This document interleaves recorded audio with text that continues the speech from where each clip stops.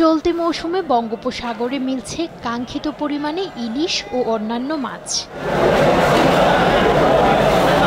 15 April থেকে 11 June পর্যন্ত মোট 58 দিন সাগরে সব ধরনের মাছ ধরার উপর নিষেধাজ্ঞা দেয় সরকার। এতে মাছের সুষ্ঠু প্রজনন ও উৎপাদন হয়েছে। তাই রূপালী ইলিশ সহ অন্যান্য মাছের প্রাচুর্যে খুশি জেলে, আড়তদার ও মাছ ব্যবসায়ীরা।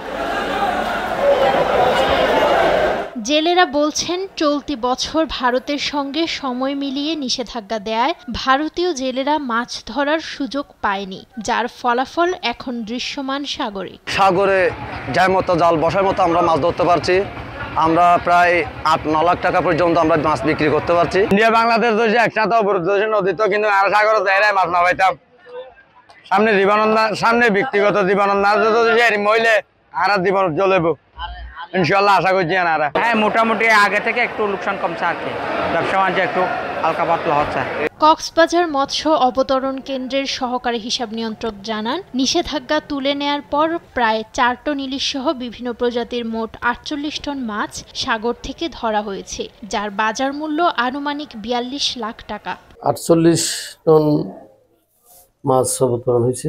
এর মধ্যে আমরা গভর্নমেন্ট রাজস্ব পেয়েছি প্রায় 46,000 টাকা এবং মাছের বাজার মূল্য প্রায় 40 থেকে 42 লাখ টাকা হবে। এই সফলতা টিকিয়ে রাখতে হলে দীর্ঘমেয়াদী পরিকল্পনার পাশাপাশি জেলেদের জন্য সহজ শর্তে বরফ, জ্বালানি ও প্রয়োজনীয় উপকরণ সরবরাহ নিশ্চিত করতে হবে। এছাড়া ভোক্তাদের জন্য সুলভ মূল্যে ইলিশের বাজার নিয়ন্ত্রণে নিতে হবে কার্যকর পদক্ষেপ, বলছেন মৎস্য সংশ্লিষ্টরা। নিউজ ডেস্ক, দেশ টিভি।